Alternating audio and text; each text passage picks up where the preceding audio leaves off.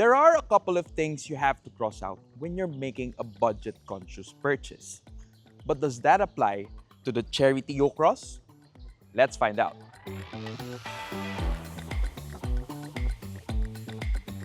Hey guys, Jamil here from AutoIndustriya.com, and what I have for you today is the Chery Tiggo Cross. It's a crossover that you could have for 998,000 pesos. Usually in this price point, you'd be hard-pressed to find a couple of compromises when it comes to features, the technology, and of course, the value that it brings. But let's see if the Chery Tiggo Cross ticks the right boxes when it comes to value, comfort, and of course, being a crossover. But before anything else, please make sure to like and subscribe on our YouTube channel so you can follow us here at AutoIndustriya.com. Now, the Chery Tiggo Cross isn't exactly an all-new model to begin with, but rather it sits on an improved platform of the Chery Tiggo 5X that we have in the Philippine market. So in the lineup, we have the smallest, which is the Tiggo 2, Tiggo 5X, and then we go up into the Tiggo 7 and the Tiggo 8 range. So this one is a B-segment crossover at 4.3 meters long.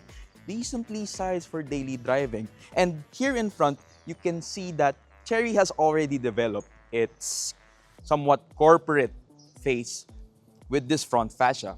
It has a diamond grille right over here. It actually looks like a hybrid because these are sealed off. You can only see the cooling boxes are right over here. And for a 998,000 peso crossover, you have LED lights as well as a vertical DRL. So pretty good, right?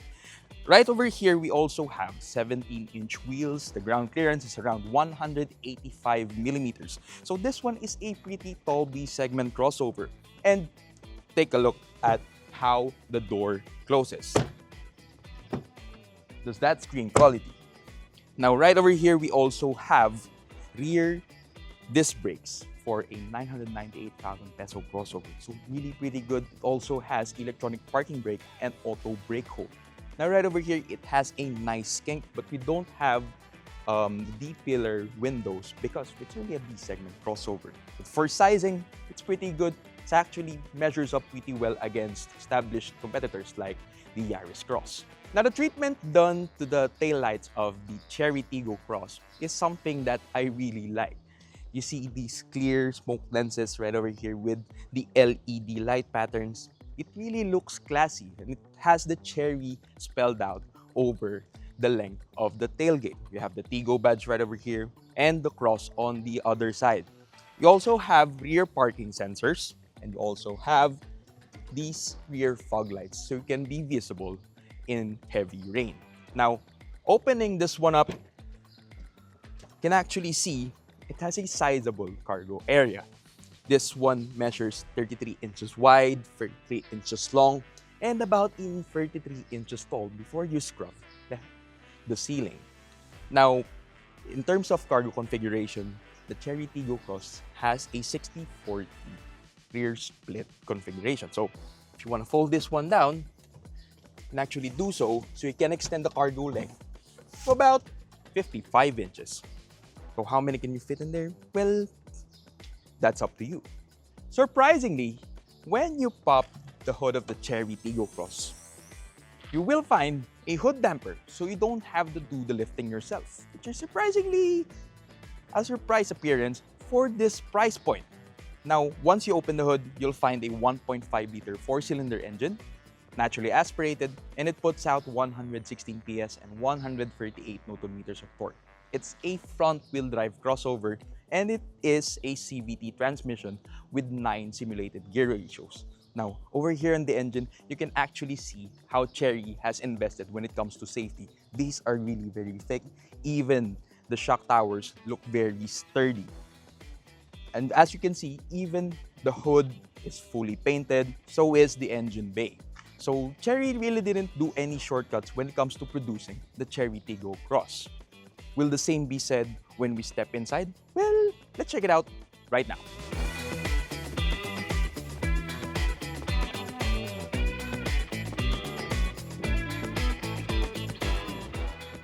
Usually, when you step inside a sub 1 million peso vehicle, you'd be hard-pressed to find hard plastics, for example. But with the Chery Tiggo Cross, it doesn't seem to be the case. I mean, we have a lot of soft touch panels actually. Here on the door cards, we have it on the armrest, even the steering wheel is leather wrapped and it has a flat bottom, which kind of makes it sporty as well. Take a look at these bucket seats. They're the bucket style seats, so they offer pretty nice bolstering on the sides as well. And they have these perforations, so you don't really get to sweat as much on a hot summer day with these seats. Again, budget-wise, this looks a lot more premium than what it's asking for. You have soft touch panels as well on the dashboard, and you have a dual 10.25-inch screen on the dashboard. Here in front of me, you have the speedometer, you have the tachometer. Also displays pretty detailed information like trip, for example.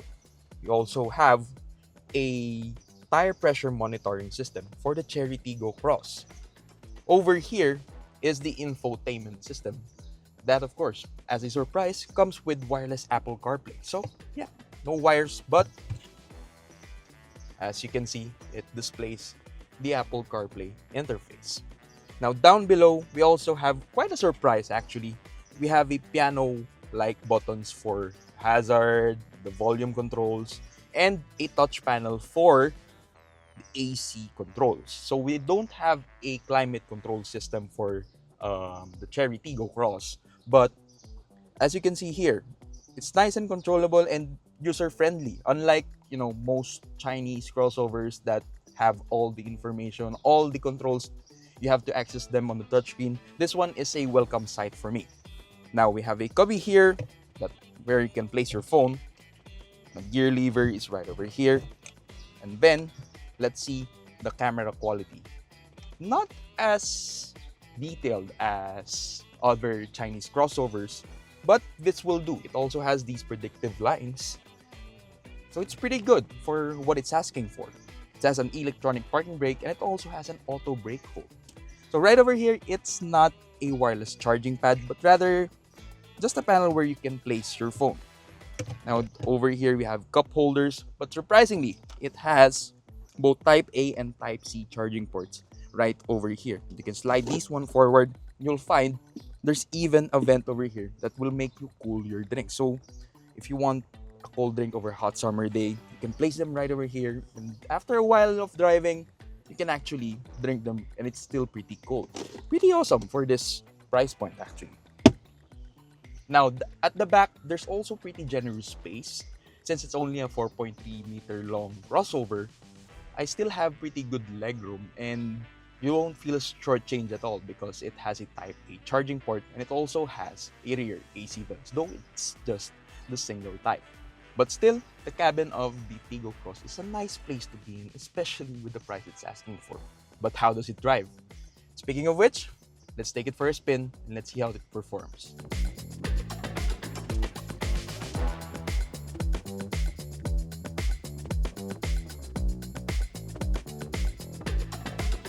There are a couple of nice things to like when driving a B-segment crossover like the Chery Tiggo Cross.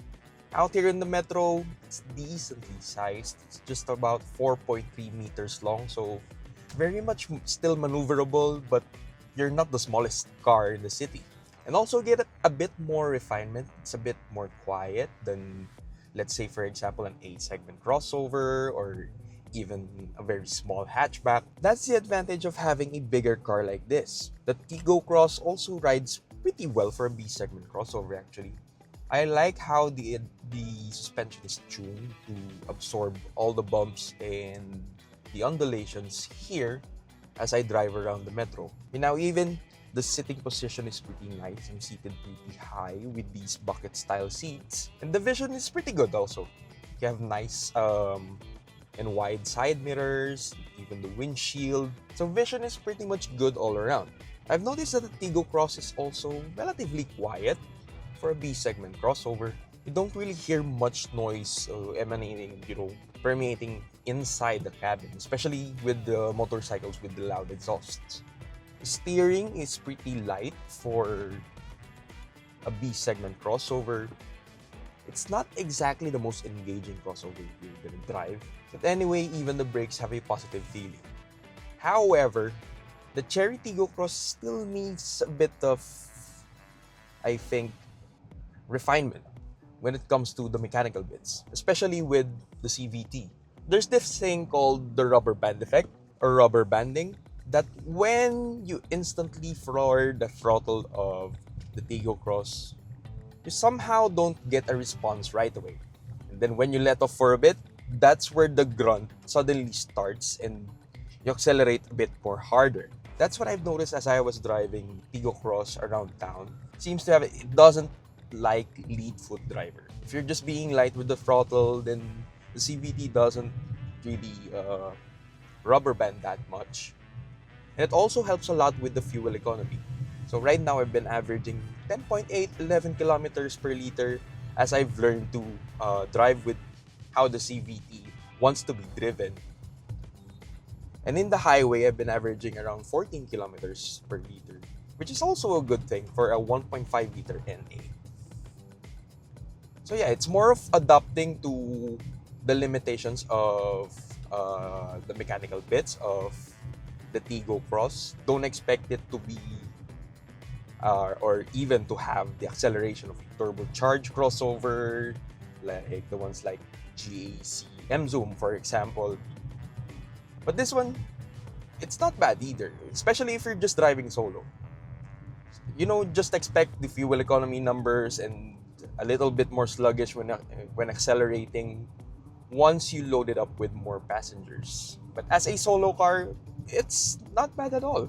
It's a pretty good package for what the Chery Tiggo Cross is offering. And that about does it for our driving impressions of the Chery Tiggo Cross. Let's head into the warehouse so we can finally wrap this thing up.